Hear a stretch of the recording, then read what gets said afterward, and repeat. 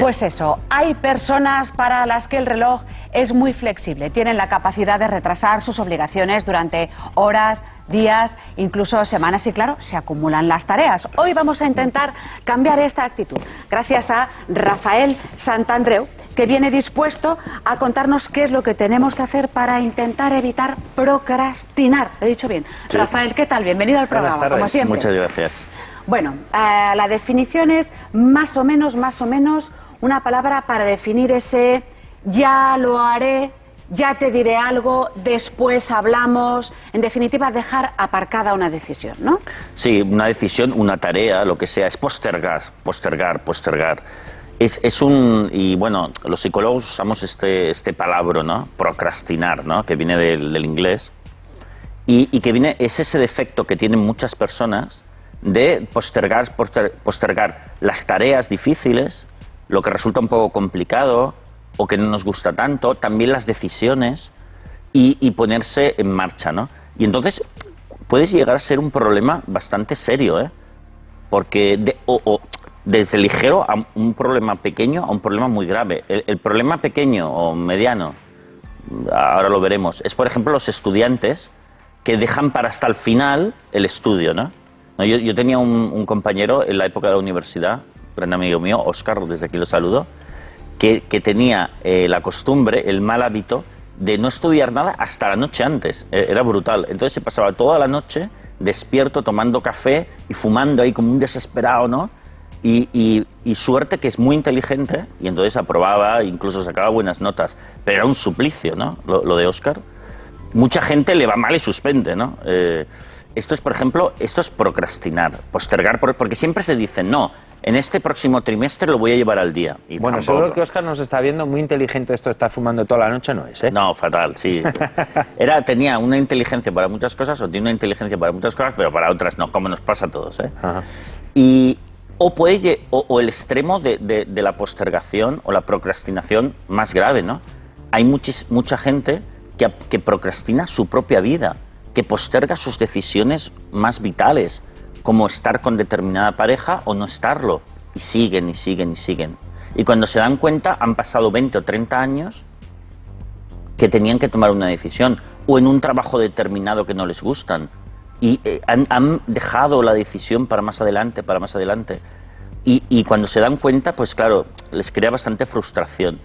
Entonces, es un tema que hay que aprender a Pero claro, solventar. Rafael, ¿postergamos de una manera racional o irracional? No, es irracional porque cuando postergamos así, hacemos dos cosas. Que primero, evitamos la situación. Bueno, hoy estoy cansado, ya lo haré mañana.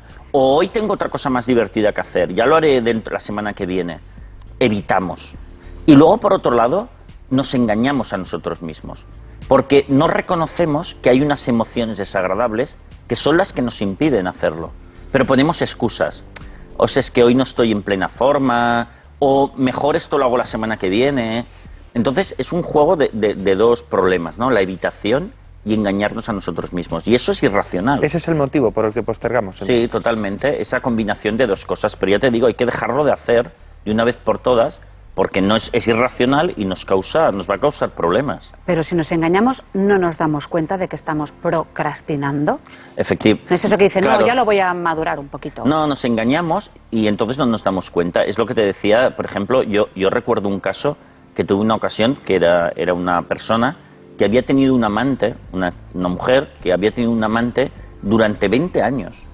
Y ella, desde el principio, se daba cuenta que el hombre no iba a dejar a su pareja, o que le estaba tomando un poco el pelo con esto, ¿no? Con su mujer. Pero ella postergaba el hecho de ponerse seria y decirle, oye, tienes que decidirte por tu mujer o por mí. Pero ella postergaba porque le resultaba difícil, ¿no? Entonces yo recuerdo que era un poco lastimoso el hecho de que, oye, esa persona se había hecho mayor, se había quedado todos los fines de semana allí esperando que su amante pudiese quedar con ella y se dio cuenta y pasaron los 20 años, por cierto, ese hombre la dejó de repente y ella se quedó in albis diciendo, ostras, no tomé una decisión en mi día, pero esto lo mantuve durante 20 años y no me di cuenta. Claro, te engañas a ti mismo, no te das cuenta que postergas y luego te llega la situación. ¿Y cómo evitar entonces el engañarnos a nosotros mismos? ¿Hay algún remedio? Sí. Yo propongo siempre algunas soluciones que van bastante bien, ¿no? Por ejemplo, una de ellas es fijarte límites a la hora de hacer las cosas, ¿no? Si yo, por ejemplo, digo, oye, tengo que tomar una decisión. Bueno, tengo que estudiar un tema y tomar una decisión. Ponte una fecha límite. Oye, dentro de un mes, el día que haga un mes, dentro de un mes, voy a tener que tomar una decisión y no la puedo postergar. Ese día tendré que decidir. O tengo que estudiar. Ponte tiempos, fíjate tiempos de cuándo vas a estudiar. Y con objetivos y subobjetivos, ¿no?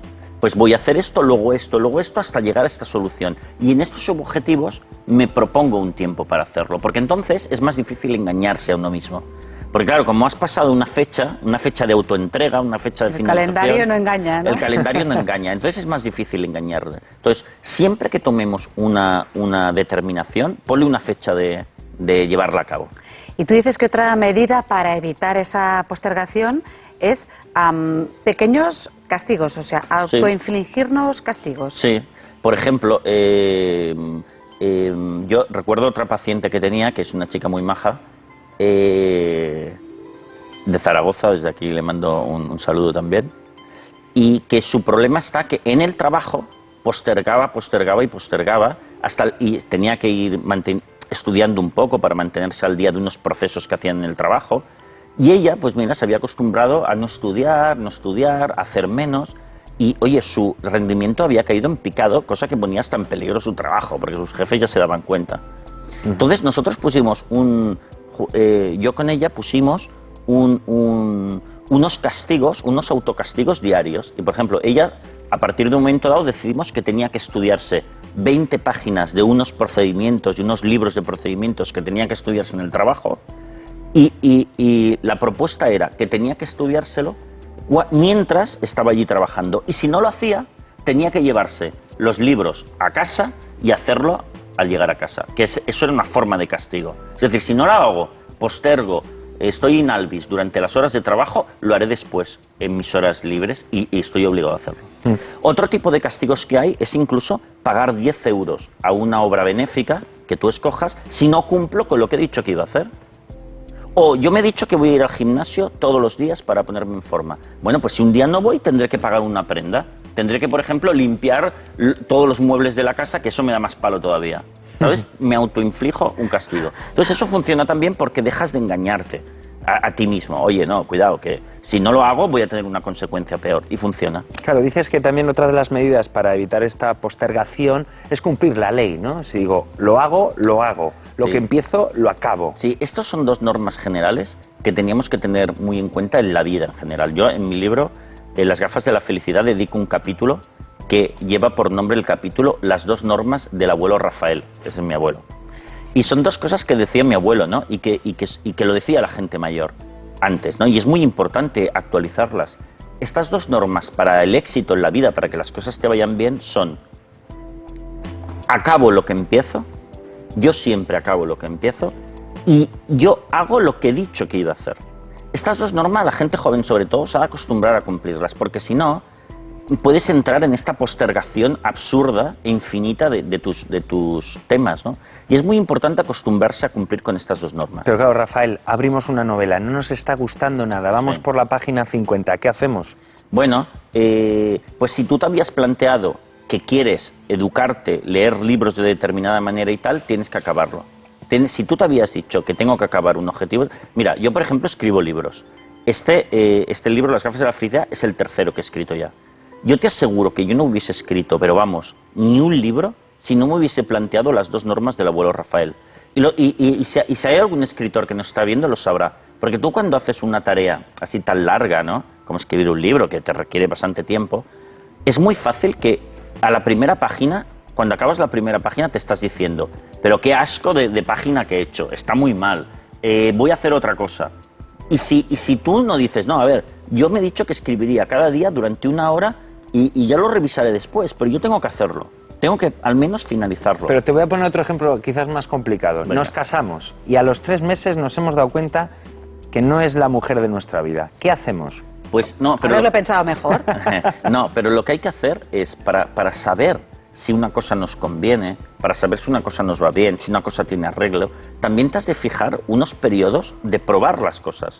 Yo, por ejemplo, si me acabo de casar con alguien, hombre, necesito un tiempo mínimo de probar ese matrimonio, la vida en común, la convivencia. ¿Cuántos meses pueden ser? Hombre, pues unos cuantos meses, no solo 3, para probarlo, ¿no? Si después de ese periodo, que también es una decisión, que yo puedo fijar ese tiempo, yo veo que realmente esa pareja pues no funciona de ninguna manera y no lo sé llevar, puedo tomar otra decisión, decir, pues lo voy a dejar. Pero fíjate que nosotros hemos de acabar con los periodos, con nuestros compromisos, porque si no, no podemos comprobar si las cosas realmente nos van o no nos van, si las estamos haciendo bien o no.